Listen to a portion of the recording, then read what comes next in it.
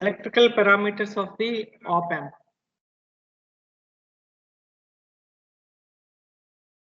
So the first parameter is the input offset voltage.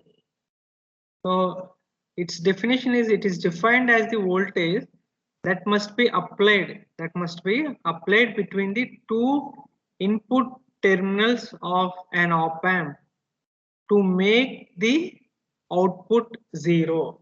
So it is the voltage that we have to apply between the two input terminals. We will have two input terminals, right?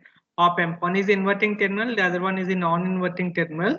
So this is the voltage that we should apply between the two input terminals so that the output is zero. So why we need to apply this output voltage means, so we will see why it is.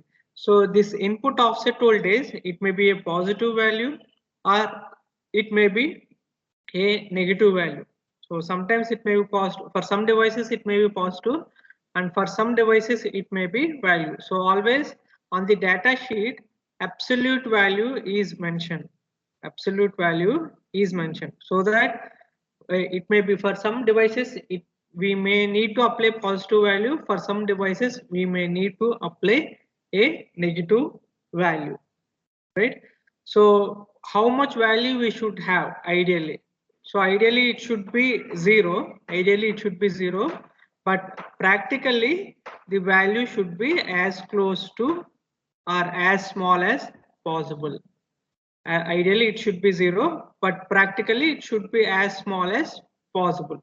So if it is having a larger value, that means it is not a, what it indicates means we have two transistors, right? If you take a differential amplifier, if you consider the differential amplifier, we will have two transistors. So that indicates if its value is smaller, then it indicates both the transistors are matched better. So that means both transistors have almost identical parameters.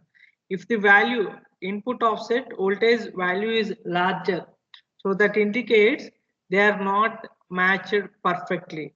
So they are having large deviation. The two transistors are having its parameters. That means beta or various parameters are not close to each other. So that is what it indicates means how much the two transistors are matched, or the similarity between the two transistors that we are using in the differential amplifier. For 741C, here C indicates, what this C indicates means commercial. We will see for all the commercial only. So because it is the most in lab also we will use the 741C only most of the times. For all the commercial applications also we will use the 741C only. So for 741C it is 6 millivolts. It is 6 millivolts DC. Milli means 10 power of minus 3. So it's for 741C, its value is 6 into 10 power of minus 3 volts. So it is a voltage that we have to apply between the two input terminals of the op amp to get the zero output voltage. So we have seen, so this is the symbol of the op amp. So for example, if you ground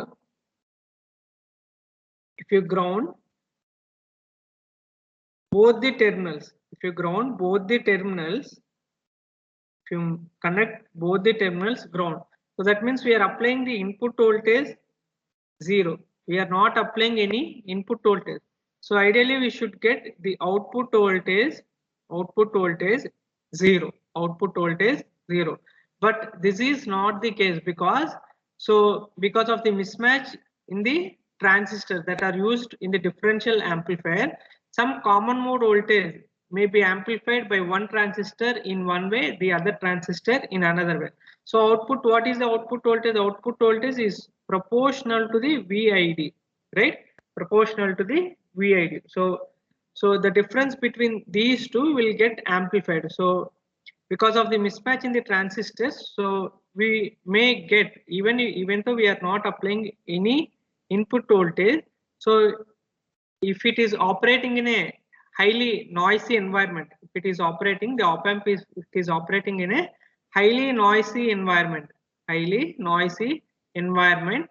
So some of the noise may be picked up by the input terminals, and this will get amplified, and the output we may not get 0. Ideally it should be 0, but practically the output voltage is not 0 when both the input terminals are grounded. So whenever you apply input not equal to 0, so apart from this, whatever output you are supposed to get at the output, so you will have the additional offset voltage also.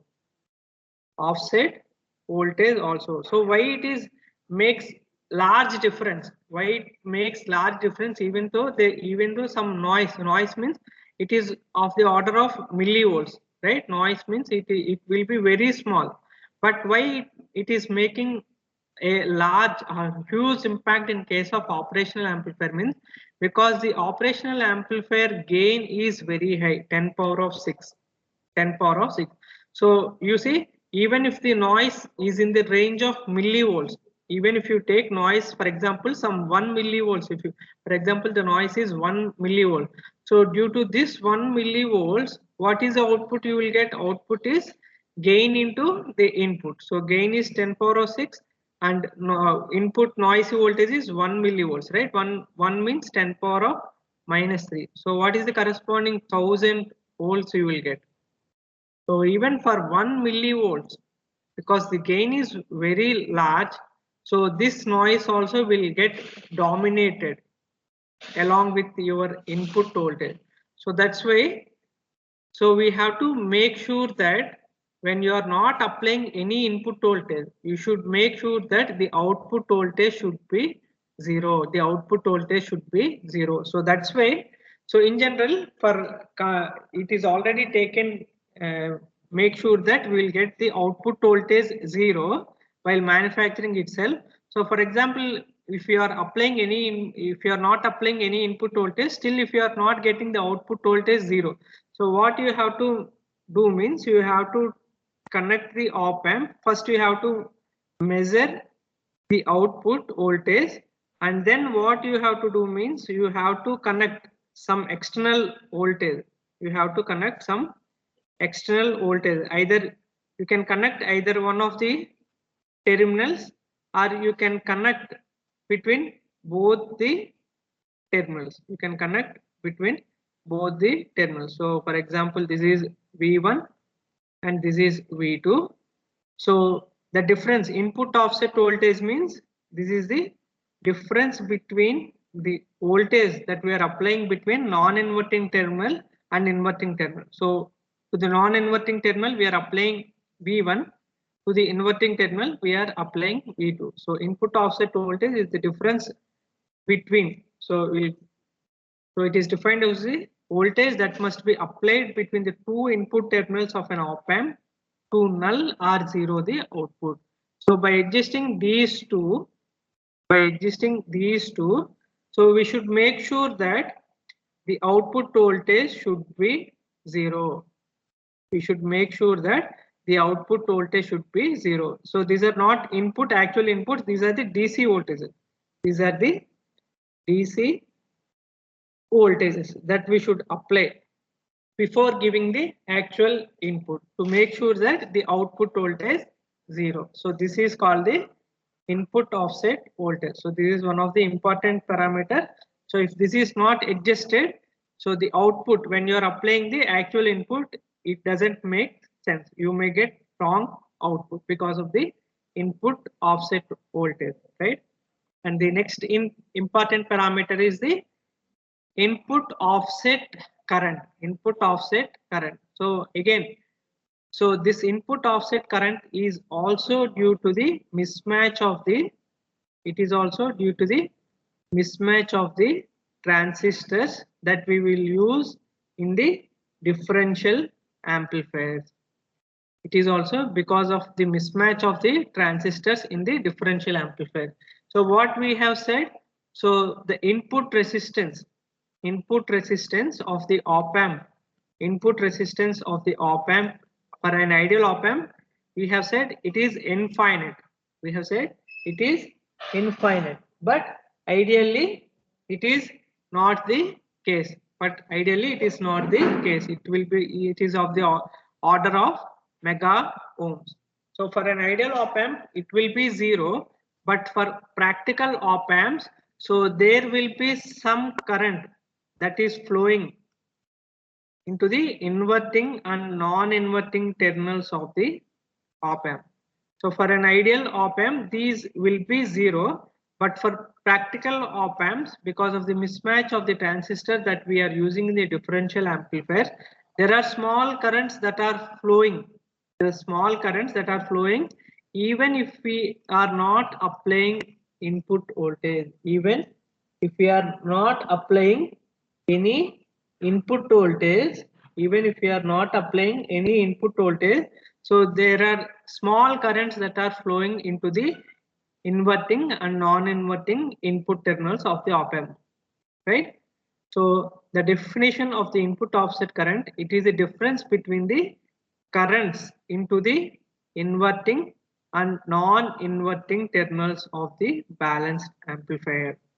So the difference between, sometimes IB1 may be more, sometimes IB2 may be more. So that's why here also we have to take the magnitude only. So that's why we always the current we will say the positive, right? So that's why we have to, sometimes the current that is flowing in inverting may be more, sometimes it may be non-inverting may be more. So that's why we will always mention the value only. It's not, we will say only magnitude, not the sign. So for 741C op-amp, it is 200 nanoamperes. You see, it is very small current will flow. For 741C, it is 200 nanoamperes. So as the matching between the two input terminals, matching between the two input terminals is nothing but the matching between the two transistors in the differential amplifier. So the difference between the IB1 and IB2 still becomes better. So as we use better technology for manufacturing the ICs, so these all parameters, so these are all, ideally we should have 0 value or as small as possible. So for 741C, it is 200 nano. Nano means 10 power of minus 9. You see, it is very small. You can almost neglect this current, right?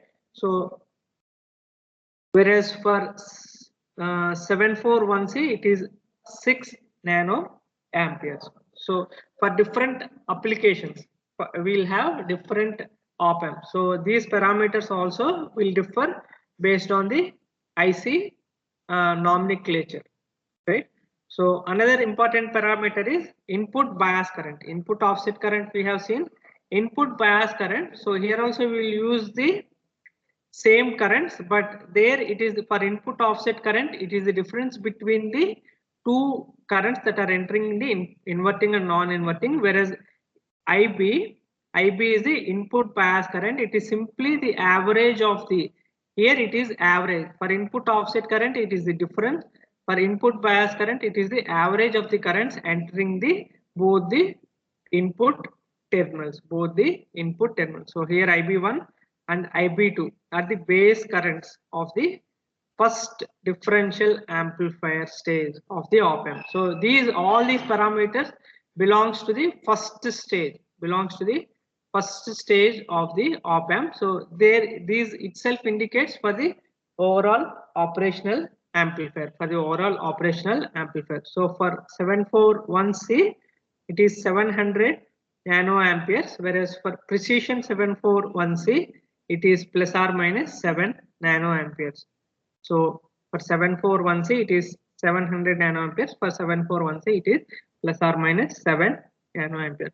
So input bias current means it is the average, whereas input offset current means it is the difference between the both the currents. And then differential input resistance.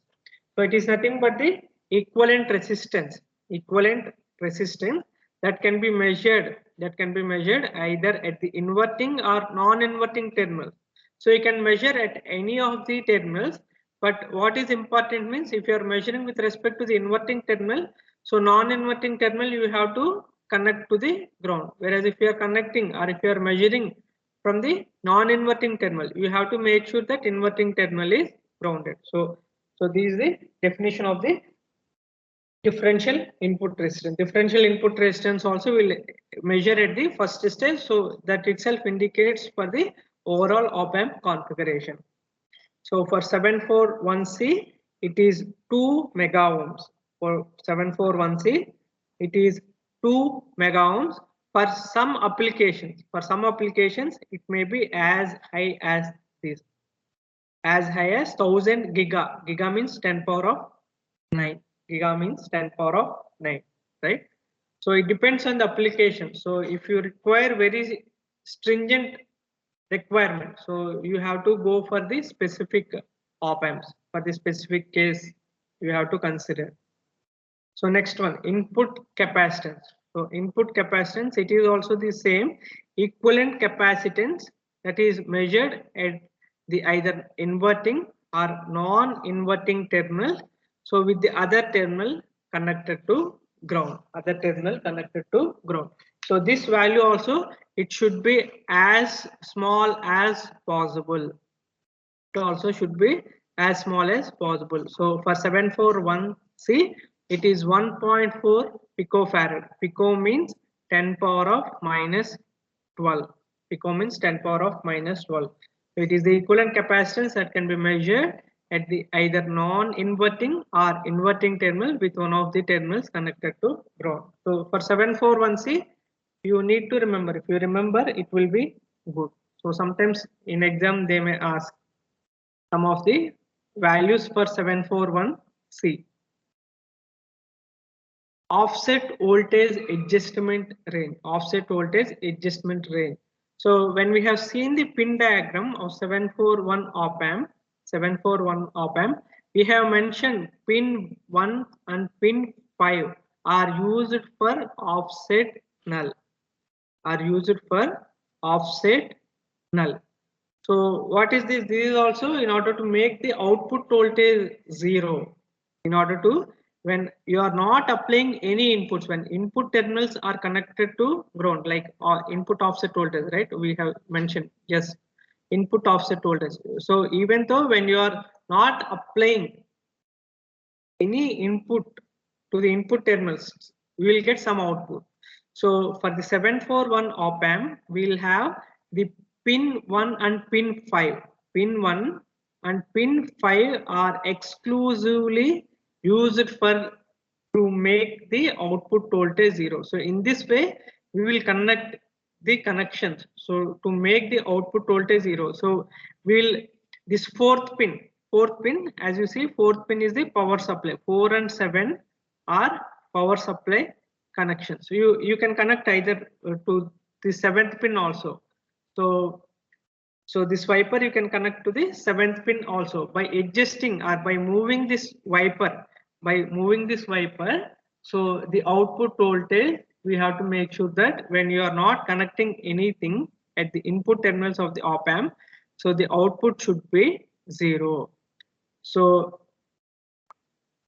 that is what, by varying the potentiometer, the output offset voltage with inputs grounded can be reduced to 0 volts. So by moving this wiper position or varying this is nothing but potentiometer.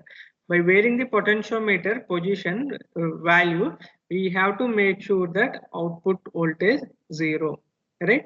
So for 741C, the offset voltage adjustment range is plus or minus 15 millivolts. Plus or minus 15 millivolts. Next, output resistance. Output resistance also, it is the resistance. It is the resistance that we can measure or observe between the output terminals of the op-amp and the ground terminal. Output terminal of the for 741, it is the 6th pin. So by measuring the output resistance, between the output terminal and the ground. So what is the resistance that we'll observe is nothing but the output resistance of the op-amp. For 741C, it is 75 ohms. For 741C, it is 75 ohms. And what is the next parameter? Is the input voltage range. Input voltage range. So this is the common mode voltage. It is the common mode voltage that we can apply both the input terminals,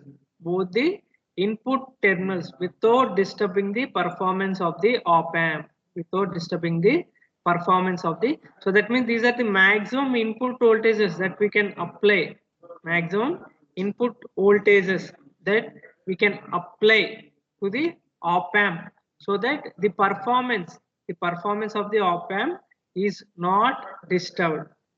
So for 741C, it is plus or minus 13 volts. For 741C, it is plus or minus 13 volts. So this is the maximum input voltage that you can apply to the input terminals of the op amp. Next, common mode rejection ratio. Common mode rejection ratio. So this is also another important parameter. It is also another important parameter.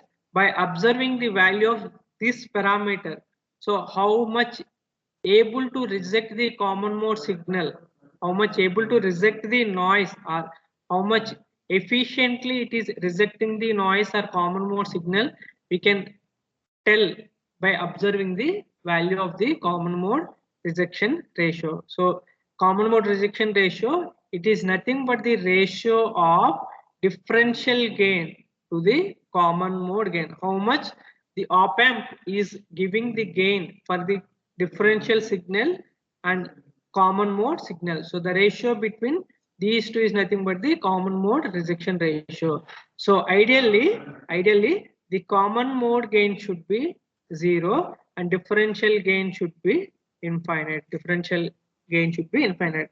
So practically this should be as small as possible and this should be as large as possible. So in the denominator we have very small value. So common mode rejection ratio is a very high value, very high value. So that's why sometimes we will mention this common mode rejection ratio in terms of decibels, because its value is very high. So that's why whenever the value of any parameter is very high, we will use dB scale, because you can accommodate a large number of values in the dB scale very easily. So common mode rejection ratio in dB is nothing but 20 log differential gain by common mode gain. And for 741C, it is 90 decibels. For 741C, it is 90 decibels. The higher the value of CMRR, the better is the matching between the two input terminals, and smaller is the output common mode voltage. Smaller is the output common mode voltage, right? So all this, for most of the parameters, so the most of the parameters are decided how much matching is there between the two input terminals. Between two input terminals, nothing but two input transistors in the differential amplifiers. If they are very match, all parameters will be close to the ideal case. So common mode rejection ratio is nothing but it is the ratio between differential mode gain to the common mode gain. Next, supply voltage rejection ratio, another parameter, supply voltage rejection ratio. So it is nothing but the ratio of change in the input offset voltage. Change in the input offset voltage. The input offset voltage will present always, because there is always mismatch between the transistor, between the two transistor. It is not possible to get a perfect matching between the two transistor. So supply voltage rejection means, so it is a DC parameter, right? It is a DC parameter, right? So how much change in the input offset voltage with respect to changes in the power supply voltages, power supply, because we are using two power supply, plus VCC and minus V. For op amp we are using two power supply, right? So there again, we may not get always these two values exactly same.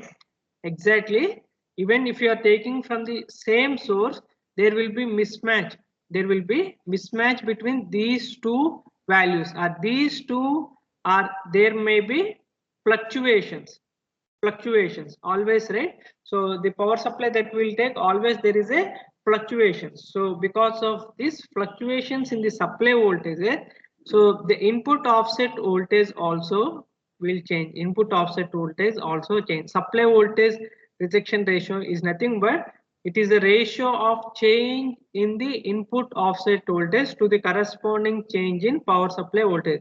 Again, this also should be as low as possible, because even though there are fluctuations, lot of fluctuations in the supply voltage, there should be a very less change in the offset voltage, because if it is high, if it is also changing according to the supply voltage, so then there is a huge variation in the output voltage. Because of this, there is a huge variation in the output voltage. So that's why, because of this, how much changes in the supply voltage, how much able to it is reject, it is nothing but the it was indicated by the supply voltage rejection ratio. How much efficiently it is able to reject the supply voltage changes is indicated by the SVRR. So here delta V is the change in the input supply voltage, and delta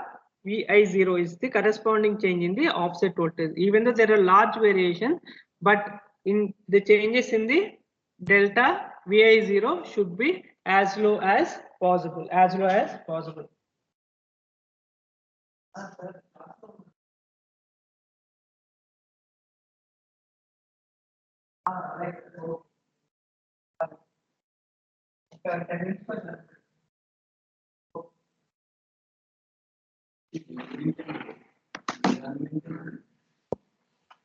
Right.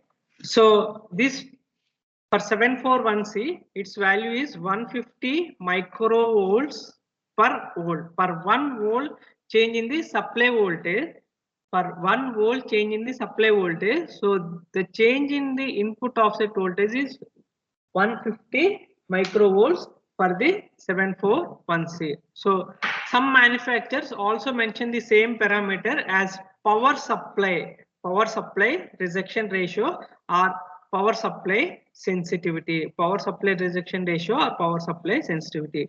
So lower value of PSRR or SVRR indicates the better is the better op amp, right? So this is necessary because there will be a lot of fluctuations or ripples in the input voltage that we will receive in general, right? So next, another important parameter is the large signal voltage gain. Another important parameter is the large signal voltage gain. So what is the definition of the gain? It is nothing but the output voltage to input voltage. So this is the output voltage, this is the output voltage, and this is the input differential voltage, input differential voltage, input differential voltage, right? So as the op amp amplifies the difference voltage between the two input terminals, the voltage gain is nothing but the output voltage to the input differential voltage. So for 741C, its value is 2 into 10 power of 6, 2 into 10 power of 6. So the large signal voltage gain of the 741C is very high. Next parameter is the output voltage swing. That means how much maximum the output voltage can vary is indicated by this output voltage swing, right? So it is the maximum output voltage that can be available or that can be achieved at the output side of the op amp. So how much swing, that means positive to negative, the output voltage can change is indicated by the output voltage swing, right? So the output in general, right? So the output should not exceed the supply voltage ranges. Output voltage should not exceed the input, right? So what is the maximum input that we can give is the power supply voltage only, right? For 741C, we have already mentioned the input voltage that we can give is plus or minus 13 volts. So this is the same the case. So the output voltage swing also, the maximum swing between the positive side it is plus 13 volts and negative side it is minus 13 volts. So this is the maximum swing from plus 13 to minus 13. So in this range the output can change. Output can change. Next, output resistance. So output resistance we have seen, right? Supply, the another thing is supply current. Supply current, it is nothing but it is the current or the maximum current drawn by the op amp from power supply. Power supply we are giving two power supply, right? Plus VCC or minus VE, two power supply. So how much current it is drawn from these power supplies? How much current it will be drawn by the op amp for the power supply? So we have to make sure that for 741C it is 2.8 milliamperes. For 741C it is 2.8 milliamperes. So 2.8 milliamperes current will be drawn from the power supplies. And the next important parameter is the output short circuit current. Output short circuit current. So it is the maximum current that can flow, right? So when it is short circuited only maximum current flows. Why? Because if it is short circuited the resistance offered by that path is 0. So there is no resistance. So then only the maximum current flows. So this is the maximum current that can flow on the output side of the op amp. So it is by default if the op amp is get short circuited accidentally, maybe accidentally it is short circuited. So how much current it can handle? It can handle is for 741C it is 25 milliampere. So if more current flows than the 25 milliamperes, what will happen? Simply the IC will get burned. Simply IC will get burned. So if the current exceeds, if the op amp is short circuited accidentally and the current that is flowing is more than 25 milliampere, then simply the IC will get burned. So you have to make sure that even if it is short circuited by accident, even if it is short circuited by accident, the current that can flow through the op amp should not exceed 25 milliamperes. So we have to design the circuit in such a way that even if it is short circuited, the current should not be more than 25 milliamperes. So if it crosses this limit, simply the IC will get burned. Right? And next important parameter is power consumption.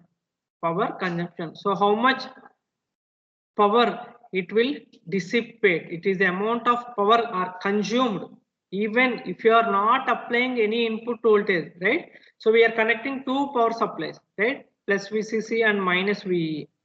So in order to for proper operation, we have to fix the operating point. So how we will fix the operating point? By using the DC voltages, right? By using the DC voltages, we are fixing the operating point. So fixing the operating point means we are fixing some VCE and IC values, right? So there is some VCE voltage and there is some collector current flowing. Collector current flows. So the product of these two is nothing but the power consumed at the power consumed by the op amp. Even if you are not applying any input voltage, so still there is some current is flowing inside the op amp in order to operate properly. In order to operate properly. So when you apply the signal, input signal, so that is extra. But even if input you are not applying any input, so in order to operate properly, we are giving some DC voltages to make the operating point fixed. In order to make the operating point fixed for its proper operation. So what is the power consumed by the op amp? Even if it is you are not applying any input voltage for 741C, it is 85 milliwatts. For 741C, it is 85 milliwatts. 85 milliwatts, right? It was repeated twice. Next, slew rate. Another important parameter is slew rate. So we have said already. So it is defined as the maximum rate of change of output voltage per unit time. So you are applying signal with respect to time. So how fast the output voltage is able to change with respect to changes in the input signal, with respect to changes in the input signal. So that's why it is mentioned under large signal conditions, not for DC signal. So when the signal is changing, with respect to time, so how much fast the output is able to change is defined by the slew rate. So slew rate is defined as the maximum rate of change of output voltage per unit time, for a given unit time. So how much able to change the output, how much able to follow the input. So that is why it is expressed in terms of volts per microsecond. It is in general expressed volts per microsecond. Rate of change of output voltage per unit time, maximum rate of change of output voltage per unit time, and it is expressed in terms of units are volts per microsecond. For 741C, it is 0.5 volts per microsecond. That means in 1 microsecond, the output voltage can change, by 0.5 volts. In 1 microsecond, the output voltage can change by 0.5 volts, right? So these are the important parameters. Electrical parameters of the op amp. So that is given or mentioned in the specification sheet. So whenever you purchase an op amp, so on the specification sheet, or whenever you are going to purchase an op amp, you have to mention all these parameters. Then the supplier will supply according to these parameters. According to these specification, the supplier will supply the IC according to your requirement. Right? I will stop here for today.